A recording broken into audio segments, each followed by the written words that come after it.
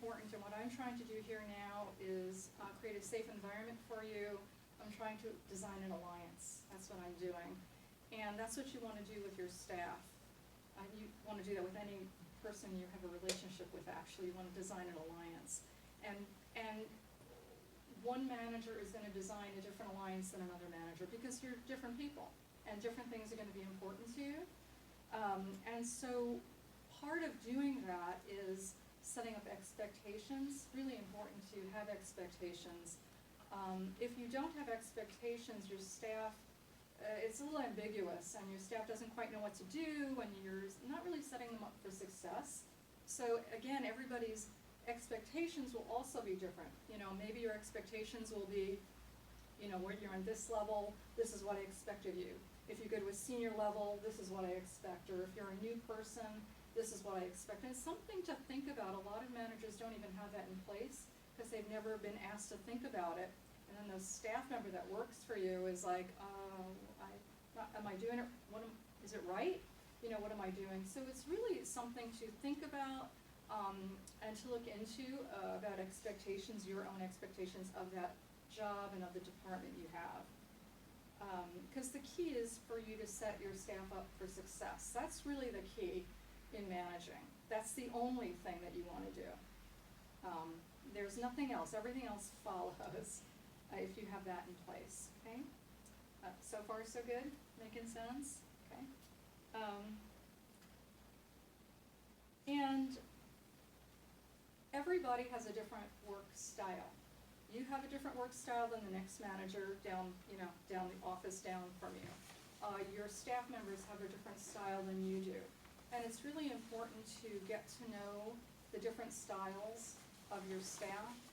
Just like any relationship, it's just important to get to know that, and you work much better if you understand that.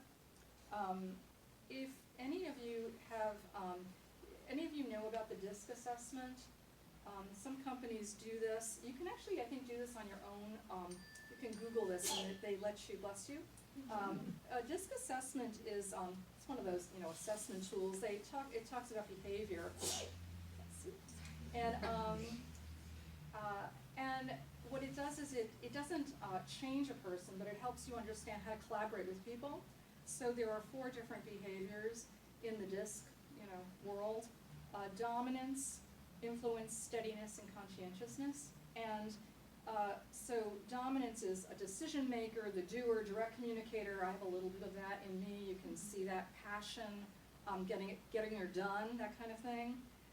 Influence is outgoing, welcoming, emotional, creative problem solver, kind of a big thinker. And steadiness is stable, reliable, patient, not confrontational. And conscientious is accurate, methodical, analytical. So thinking about that, if you have a staff member or any other manager even that you're dealing with, and you're, let's say, a more dominant kind of person, and you're like hammering at this great idea you have, and that person just blank, you're thinking, where are you? Why are you? No, maybe they're analyzing it. Maybe they're quiet. Maybe they're marinating, and so it's really important to know, what is that style? Oh, that's what it is. It's not that you're not on board. Oh my gosh, I get it. So it's a DISC assessment is kind of it's an interesting thing too. It's not one of those hard things at all. I would look it up on Google and see if you can just do on, if your company doesn't do them. They're just good to have.